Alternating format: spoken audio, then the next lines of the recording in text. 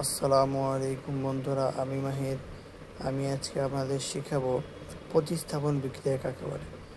তো এটি আপনাদের জানতে হলে প্রথমে গুগলে যেতে হবে এবং গুগলে গেলে একটি সার্চ অপশন আছে, সেখানে সার্চে গিয়ে আপনাদের সার্চ করতে হবে প্রতিস্থাপন বিক্রিয়া। এখানে আমি একবার সার্চ করে রেখেছি জন্য ওটাতেই ক্লিক করলাম।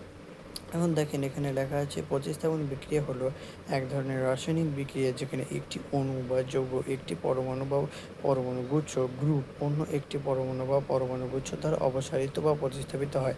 এখানে এতটুকুই দেওয়া আছে। আপনারা যদি আরও বেশি দেখতে চান বা পুরো নিয়মটা দেখতে চান তাহলে এখানে শো মোরে ক্লিক করবেন এবং এখানে দেখেন পুরো দেওয়া আছে, বিক্রিয়া দেওয়া আছে, সব দেওয়া আছে, এখানে ডিটেলসে দেওয়া আছে।